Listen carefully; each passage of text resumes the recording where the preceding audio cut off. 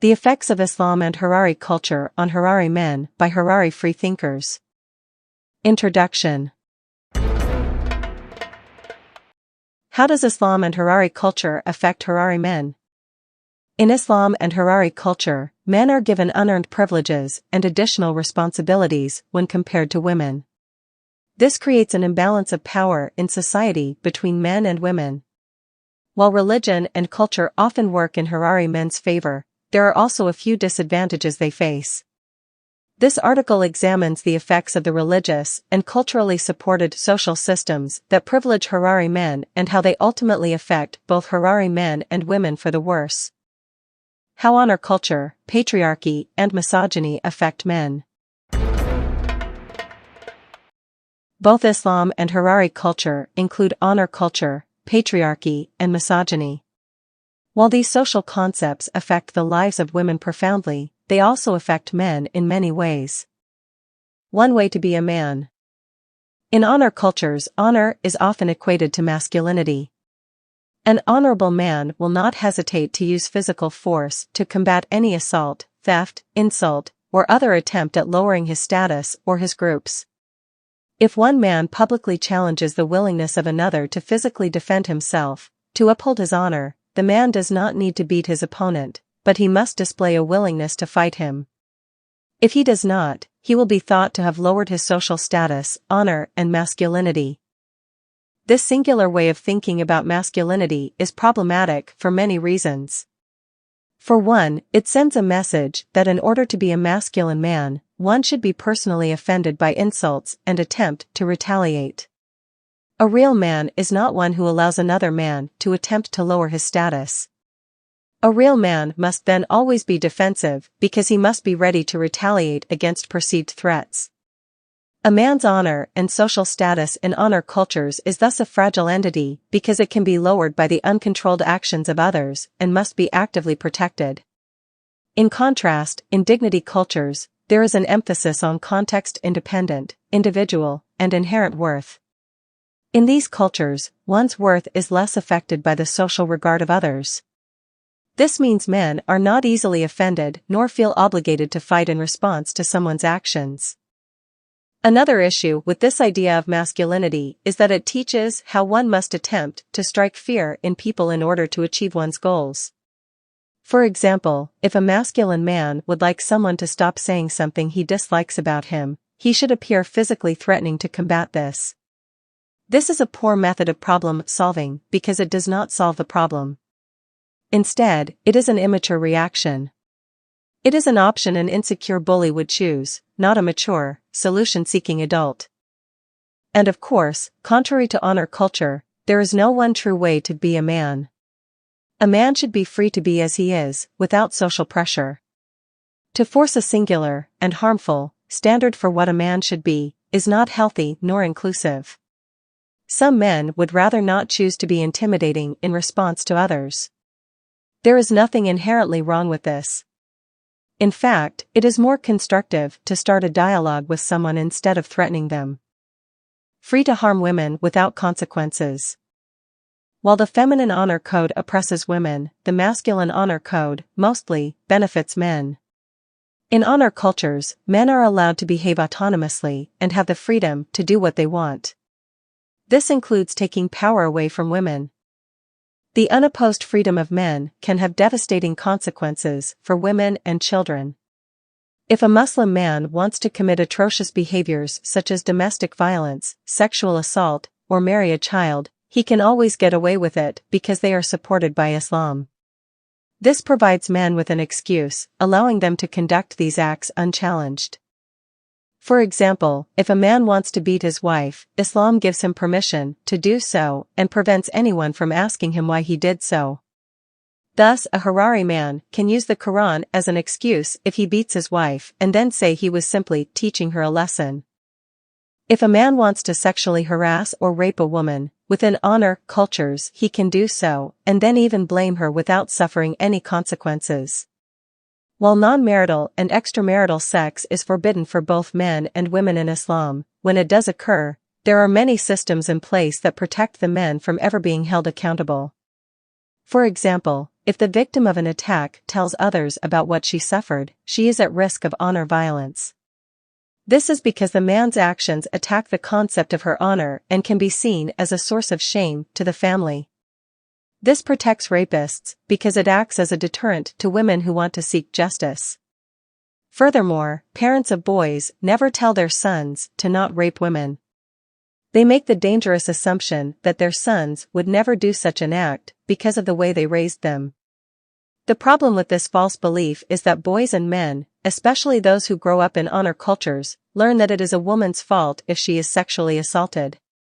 If parents do not explicitly tell their sons to not commit such heinous crimes, they will do so, and then find ways in their mind to blame the woman for their own actions.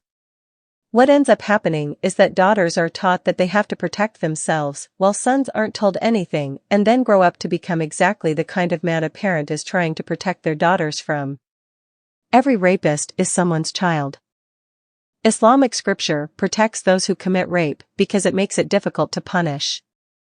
To punish this crime, the rapist must either confess, or the victim must produce 4 male witnesses who were there and saw the sexual penetration happen. This incredibly difficult requirement not only allows perpetrators to get away with their crimes, but it can also result in the victims being criminally prosecuted. For example, in an Islamic state governed by Sharia law, if a woman who is married tells others that she was raped or becomes pregnant, she can be stoned to death for adultery if she cannot produce 4 male witnesses. Because of the difficulty to convict a rapist according to Sharia law and the ease at which a woman can be punished, Islam encourages silence from victims. If a Harari community behaves traditionally, the society will side with the man if he is accused of committing sexual assault, regardless of facts. This is because in Islam and Harari culture, men are superior to women, including in areas of trustworthiness or intelligence. Thus, men will be given the benefit of the doubt. Harari men are also shielded by the fact that in Islam, a woman's body is seen as inherently sexual and sexually tempting for men. This is known from many verses in Islamic scripture, including the instruction for men to lower their gaze when they see a woman, or even run to their wife and have sex, and the veiling of female bodies. The Islamic veil puts the blame on the woman as well, because its presence is meant to deter men from harassing her. Men are never commanded to not harass a woman based on what she wears. Instead, Islamic scripture excuses this behavior from men and tells women to protect themselves. More on this will be discussed later in this article. The supposed feeble-mindedness of women and their inherent sexual nature is yet another source of protection for men. This allows them to blame anything from a woman's appearance, conduct, or even false supernatural forces like jinn or shaitan for their sexual crimes. In reality, sexually based crimes are not committed because of uncontrollable physical attraction or lust. These crimes are not committed because a woman appears so pretty that a man has no choice but to force her to have sex with him. Rape and other forms of sexual assault are calculated acts of violence rooted in the hatred of women. It is because of the hatred a man has for women that drives him to choose to force himself onto her and harm her emotionally and physically. If a man wants to have sex with a little girl, in a Muslim country governed by Sharia law, he can do so. Prophet Muhammad married a 6-year-old girl named Aisha and then started raping her, since children cannot consent to sex, when she was 9. This is why many Muslim men, including Harari men, have married children. If the Prophet did it, it is not only permissible, but preferable, because to follow the actions of the Prophet is viewed as a noble act, sunnah. Thus, a Muslim man today could use the Prophet's example to excuse his pedophilia. If women come forward with allegations against men, despite the systems that work against their favor, empathy is unfortunately not an impulsive reaction. Tragically, women are often blamed instead. This lack of accountability results in a society where men are given the freedom to act out their most exploitative fantasies at the expense of those who lack the same level of social power. Women and children. These systems thus create an unfair society where men who commit these acts are never labeled as who they are: criminals, abusers, rapists, perverts, child molesters, and murderers. In some cases, the men can even be labeled as the victims. For example, a male rapist might be thought of as an unfortunate victim who was overtaken by the sexually attractive non-hijab-wearing woman. A man might be thought of as generous and noble because he married a poor 8-year-old girl and ended up having over 30 children with her. Under these systems, a man who commits acts of violence against girls and women is never shamed. His character is never questioned. He can continue to live as he pleases, earn a living, marry more women, have more children, and still be respected by his community. After these men die, their legacies are never tarnished despite the immense pain they caused. Generations later, these men are proudly mentioned by their family members, while the stories of their victims are never validated nor given justice. Forces unnatural expectations. Patriarchy and honor culture give men many freedoms over women.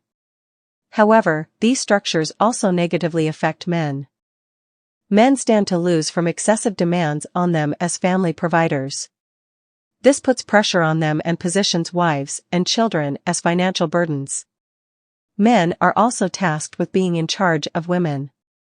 This is not a realistic expectation for men because they are simply human beings who do not always know what is best. If a man suffers from mental health conditions or is experiencing other personal difficulties, they can be unfit to make decisions that affect others. Unnatural demands of men also exist in the form of sexual expectations. While premarital sex for men is not socially regulated as it is in traditional Harari culture, the act is equally forbidden, haram, for men as well. This regulation can lead to sexual repression because men are only Islamically permitted to have sex with their wives. If a man is not able to find a wife, perhaps because he cannot afford to support one, he does not have an Islamically legal way of having sex. If a Harari man then decides to commit sexual acts such as fornication, zina, or consumes pornography, he may experience religious guilt and shame. Once a man begins these acts, they may turn into an addiction. In a 2021 study, 83% of young Muslim men said they viewed porn. Worldwide, 6 out of the top 8 countries that consumed porn were Muslim-majority countries.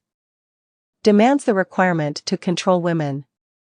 Because of honor culture and patriarchy, men are given the authority to control the lives of women.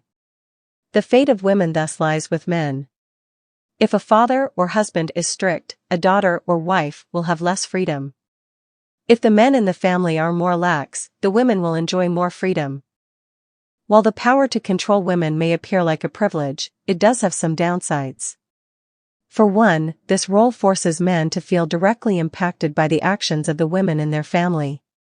For example, if a woman were to act outside of cultural norms, honor culture dictates that this is a failure of the men in the family because they did not stop her. The role of men is to prevent women from acting outside of social expectations. In such a case, men, or the society in general, will be expected to reprimand the woman in order to restore honor to one's family. These attempts can include violence and even the murder of the woman in the form of so-called honor killings. While honor killings are not permitted in Islam, because the religion promotes honor culture, these tragic events continue to exist. In essence, a man's masculinity is directly related to his ability to control the actions of women. The more control he exerts, the more of a man he is. The less control he exerts, the less of a man he is. In Islam, women are not thought of as independent humans who can live as they wish.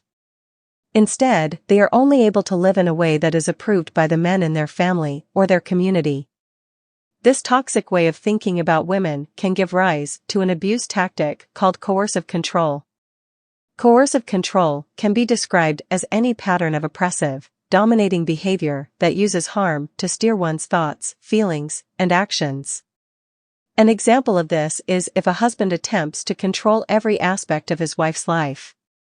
This can include who she talks to, how she dresses, where she goes, what she can eat, what she should think, and what she should feel. Such a man would feel like he owned his wife. One consequence of this perceived ownership would mean that any attention she received from other men would be met with distrustful jealousy. The danger associated with coercive control is that it is virtually always a precursor to the homicide of a woman by her husband. This is true regardless of whether physical abuse occurred. The demand of men to control women can thus lead them to inflict both psychological and physical abuse, including murder. For men who do not have a desire to interfere in the lives of the women in their family, the expectation to do so can feel like a burden.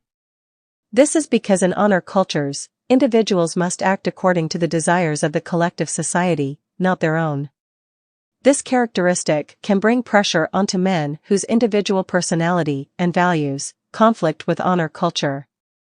The requirement of men to control women is demonstrated in Islamic literature.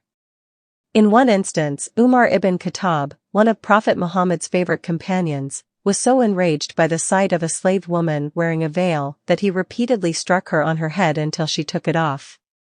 Veiling of women is a requirement for free, i.e., non-slave women. Slave women are not allowed to wear the hijab. This learned entitlement to control women is clearly seen by the men in extremist Islamic regimes such as the Taliban in Afghanistan. In 2022, the group banned women from attending university. Part of the reasoning behind this was to prevent the mixing of genders. This situation is feared because it is believed if women and men are present in the same spaces, sexual temptation could possibly develop. Such natural human experiences threaten the Islamic sexual expectations for both men and women. It also threatens the honor of women and the ability of men to control their sexuality. How men view and treat women. A subordinate and infantile burden. Islam and Harari culture have a significant impact on the way men view women. Some modern Muslims assert that in Islam, men and women are equal. This is not true. Islamically, men and women are not equal in terms of social status nor inherent worth. The equality of men and women in Islamic scripture refers to how their rewards are bestowed by Allah. Islam's view is that men are superior to women. Taken as the direct word of an all-knowing God, Muslims must believe Islamic generalizations made about women are facts. An example is the generalization that women have a deficiency in their intelligence. The effect of this is that Muslims can then see women and girls as feeble-minded simply because of their sex. One problem with teaching men that they have been divinely created as superior to women is that it bestows privilege without merit. A man who sincerely believes that simply because he was born male, he is more intelligent than any other woman can fall into the trap of underestimating them and overestimating his own abilities. An extreme example of this mentality is in 2022 when the Taliban in Afghanistan told women to stay home and ask a male relative to do their jobs. It is thus harmful to have such limiting beliefs about women because it can turn into unfair, sexual discrimination with real-life consequences. In Islam, the assumed intellectually inferior nature of women contributes to their infantilization. Men are instructed to take care of women, as if they are not adults who can take care of themselves. Women are thus seen as requiring men, such as their husbands, to guide their actions. An example of this is how men are instructed to strike their wives if they are disobedient. In Islam, a wife and children must also be financially taken care of by her husband at all times.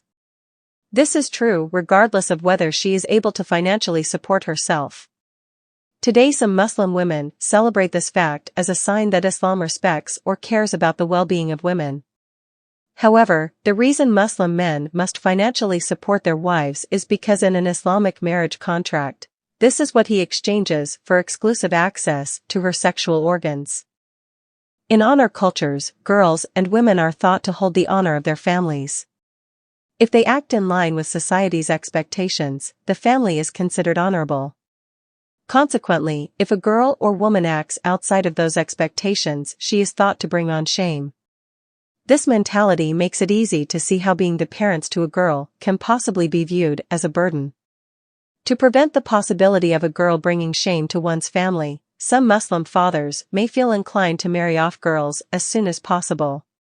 The ability to marry off a girl can also make her be viewed as a source of wealth. This is because in the Harari culture, when a girl or woman is married, the parents of the groom pay the father of the bride a payment called majibar.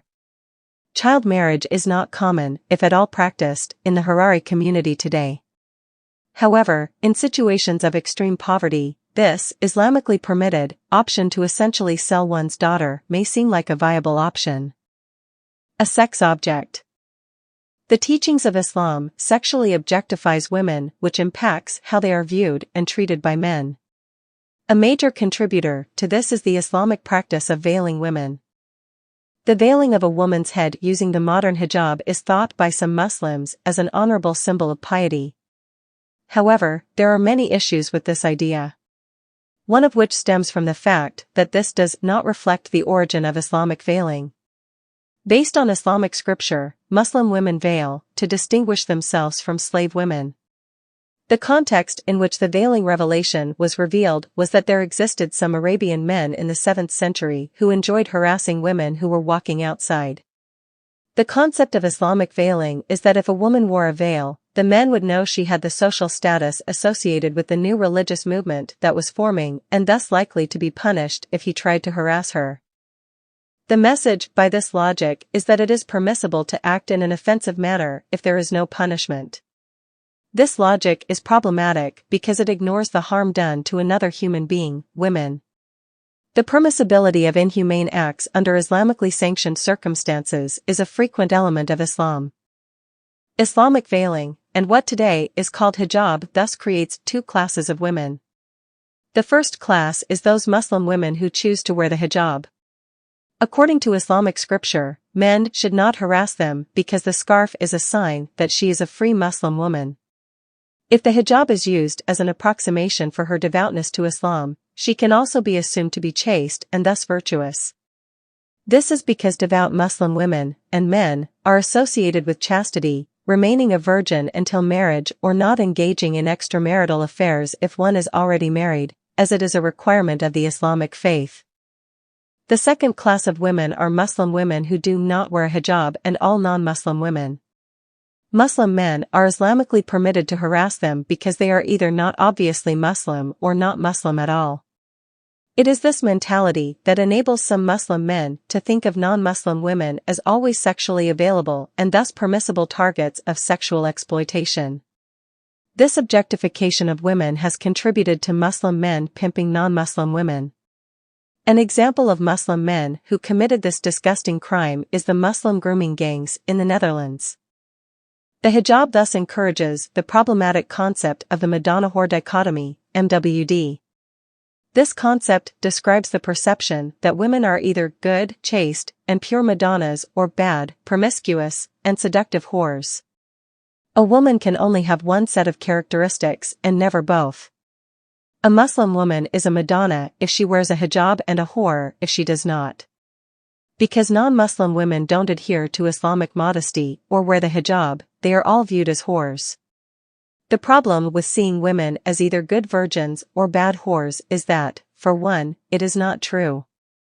It is possible for a woman to be a bad virgin or a good sexually experienced woman. To conflate morality with the degree to which a woman engages in sexual activity is an unfair judgment. It also dehumanizes women because it reduces their whole being to their sexual activity and erases their personhood. Through this lens, the expression of female sexuality is seen as inherently degrading. If a woman chooses to engage in such activities, she is thought to be disrespecting herself and is not worthy of respect from others. Such women are thought to be only worthy of casual sex and never an honest, loving relationship.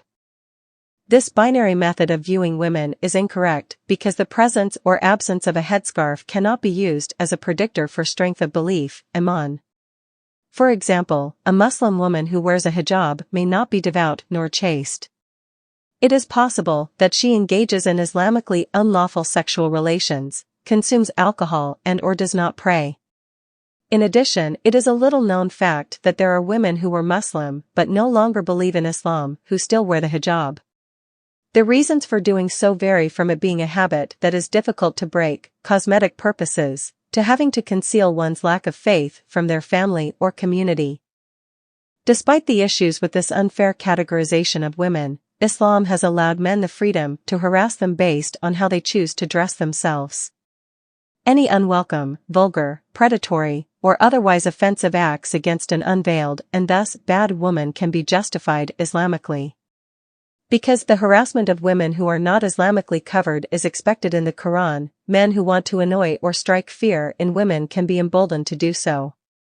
This mentality also blames the victims of such hurtful behavior instead of holding these men who consciously decided to pursue such behavior responsible for their own actions.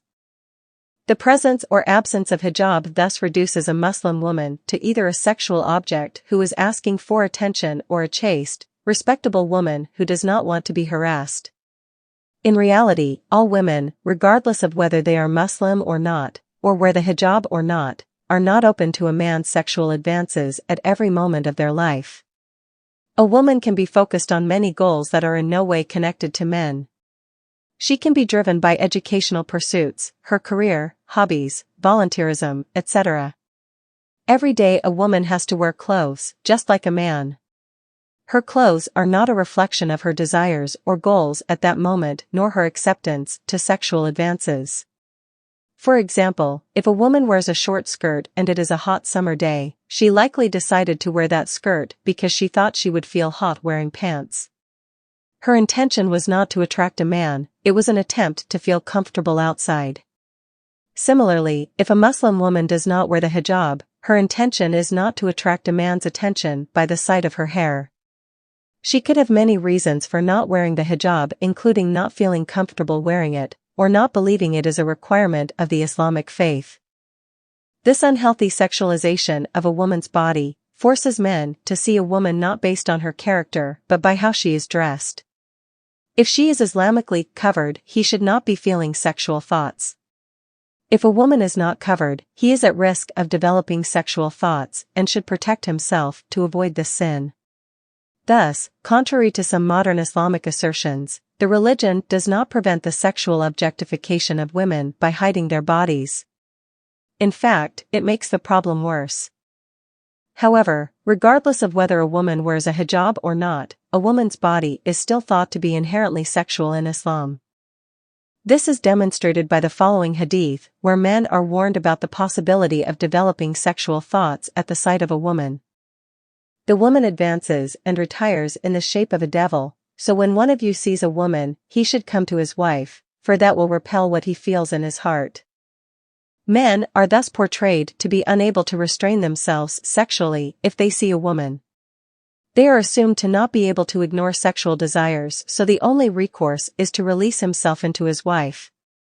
This is problematic for many reasons. For one, the message of avoiding sexual thoughts can lead to exactly that. The ironic process theory describes the phenomenon where the conscious suppression of thinking about something causes it to be thought of more than if one wasn't trying to suppress it at all. This means the active avoidance of sexual thoughts by religious Muslims can cause them to occur more frequently than if one were not trying to suppress them at all. Another issue with this hadith is that men can and do restrain themselves from sexual activity by their own will. Men are not living at the mercy of their sexual desires. They have conscious control over what they do to another human being. Yet another issue with this hadith is that there is nothing inherently sexual about a woman's body. A woman has a body just like a man has a body because a woman is a human being too. While the bodies have different parts, to see a woman's body as first and foremost a potential source of sex is a dehumanizing way to view a fellow human. There is also nothing inherently bad with men experiencing sexual thoughts. The problem is that because of verses like this, Islamic scripture trains men to see all women as a potential source of sex and the act of sex as an inevitable event. According to Islam, a Muslim woman's function is to sexually satisfy her husband and bear children. Women who are not the spouse of a man should be avoided to prevent sexual temptation. For a man to see women like this is extremely problematic because it prevents him from seeing her as an authentic human being. This idea of women as mainly sexual and reproductive objects affects how Muslim men view and treat women. For example, a Muslim man with this mentality may not think it is possible to be friends with a woman because he cannot imagine a relationship with her without the possibility of it becoming sexual. Such a man would only have male friends and be cautious of any interactions with women. A Muslim man may also assume that all unmarried women have the goal of finding a husband and having children. Such a man might assume any unmarried woman behaving in a friendly manner towards him has an alternative agenda. However, in reality, perhaps such a woman was simply being kind because this is how she interacts with everyone. A devout Muslim man might seek marriage not as a means of having a life partner, but as a means of having exclusive, unrestricted sex with a woman. Such a man would say and do anything he can to secure a wife in order to experience sex. Sex is simply one activity one can do with a woman. The possibility of sex with a woman should not define how she must dress nor whether she is viewed fully for who she truly is. The sexualization of women is clearly demonstrated by Islam's depiction of heaven. Men are rewarded with 72 hur al-ain, which are described in Islamic scripture as being chaste females who are submissive, young, white, large-breasted, eternal virgins. The ultimate reward of a brothel in the afterlife teaches men that sex with multiple women is the pinnacle of happiness. However, not all men value sex as the ultimate source of happiness. Many men genuinely enjoy and highly value non-sexual activities like acquiring knowledge, helping others, and pursuing their dreams. A brothel as the ultimate reward for a life of dedication to Islam is not every man's idea of heaven. It is the ideal place to be for a simple man who cannot think of anything better than satisfying his carnal desires. Heaven as a brothel is especially unappealing for men who are not heterosexual. Perception and development of men. Assumed to have positive characteristics. Men in Islam, by default, are assumed to have many positive characteristics. They are assumed to be more intelligent and trustworthy than women. Men are believed to be the only sex that can be competent leaders of nations. They are assumed to always be the most competent person to lead a family as they are instructed to provide for and guide their wives. The issue with this is that not all men are intelligent, trustworthy, nor competent enough to lead a country or a family. To be taught this can cause one to develop an implicit bias in favor of men to have these positive characteristics regardless of merit. This can affect how one interacts with men and the assumptions one makes. For example, according to Islamic scripture, if a wife is disobedient, a man can strike her. There is also a hadith that states a man should not be asked why he hit his wife. Upon hearing that a Muslim man has hit his wife, a Muslim may assume that the wife was in the wrong without hearing this situation because Islam assumes fairness in a man's judgment. Meanwhile, it could very well be that the wife was innocent. This unfair bias acts as a shield for men who are neither intelligent, competent, nor trustworthy, to act as they wish without being questioned. The result is that such a man's family is then left to deal with an unfit leader who is unchallenged by others. Financial provider. Women are taught to see men as primarily financial providers. This is not healthy because this becomes the man's most important aspect of himself. If a man cannot work for any reason, he is seen as less desirable than a working man. This is unfair to men because men can provide in many ways to a relationship other than with money. For women to be taught that a man must provide for her, regardless of her own ability to provide for herself, puts a burden on men to take care of an adult woman. Men are diverse people who should be desired for the totality of who they are, not simply their working status or salary. Sexual and physical abusers. Because of the sexualization and amount of violence in Islam, men become either perceived as abusers or become abusers. Islamic scripture paints a picture of men as being unable to control their sexual desires. For example, in a hadith mentioned previously, if a man sees a woman who is not his wife, he should release himself into his wife. Men are also given the freedom to harass women who are not dressed to Islamic standards. In Islam, men are not only considered unable to control their sexual desires, they are also taught that they are entitled to sex from their wife, because they financially support them. This means if a man wants to touch his wife in a sexual manner, he can do so without her consent. If a man's wife doesn't want to have sex, Islamically, he can force himself onto her at any time. Islam thus does not recognize marital rape as a legitimate crime as it is in Western countries. Because men are taught that they are entitled to sex, it facilitates marital rape because rape is not about uncontrollable lust, it is about dominance and power. A very notable example of Islam's depiction of men as sex-focused is the life of Prophet Muhammad. There are many descriptions of the Prophet's sex life in Islamic scripture. For example, he is boasted to have the sexual prowess of 30 men and had 15 wives and 4 sex slaves whom he would have sex with on rotation. Islam thus portrays men as potential sexual predators or unfaithful husbands because they are depicted as having high sex drives and are always looking to satisfy themselves. In Islam, men are permitted to hit their wives if they are disobedient. Islam's prophet demonstrated that this is permissible because he once hit Aisha on her chest. He also did not rebuke a man for beating his wife who was so badly bruised that her skin was green. Because following the practices of the Prophet of Islam is considered highly respectable, Sunnah, men are taught to view his behavior as admirable. For example, even though Muslim men are limited to only 4 wives at a time, Muhammad's actions sends the message that having sex with multiple women is a respectable goal. Another message is that it is fine to beat one's wife as much as one would like if she is not listening to oneself or if one is angry.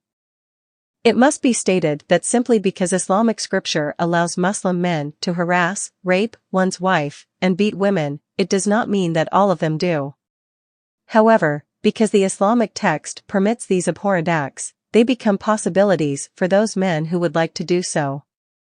Conclusion.